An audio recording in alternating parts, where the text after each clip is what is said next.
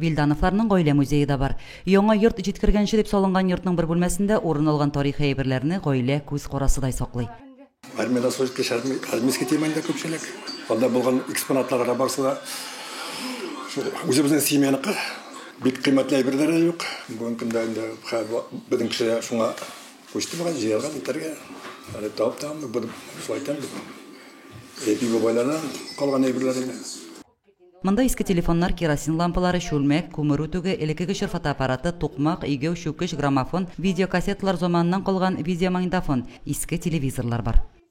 Тәҗим Шакир инде электән үк менә ул бик күп шундый әйберләр җыя торган, аның инде гадәтендә булган инде ул. Ана безнең хатлар саклануда инде башка бик күп әйберләр саклаган без аны ни өчендер инде. Азан армейский система, армейский инде ул үзенең йөргән юллар Советлар армиясында хезмәт иткәннән, шулай экспонатларыннан да эмблемалар вакытта тапкан.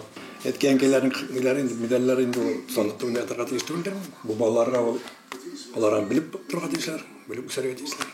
Менә без яшь чакта инде шушы хатлар аша хәбәрләшәдек бит бер-беребез белән. Безнең инде теге аерылышып торган вакытларда яшь чакларда бик күп булды. Шуңа инде безнең менә монда 200дән артык хатлар җыелган. Шуларны һаман да саклыйбыз без. Менә ошо укулары бик кызык. Шундый кызык хәбәрләр язышканбыз. Музейда Вилдановларның әти-әниләренең көнкүрештә кулланган әйберләре урнаштырылган. Күп әйберләрне бүгенге яшь буын китаплардан укып, музейларда гына күреп белә. Әби-бабаларыбызның яшәү көнкүреше эзсез югалырга тиеш түгел. Истәлек буларак сондыкларда гына да ятарга тиеш түгел ди Вилдановлар. Лилия Шәймиева, Динар Минхаҗев, Мөслим телевидениесе.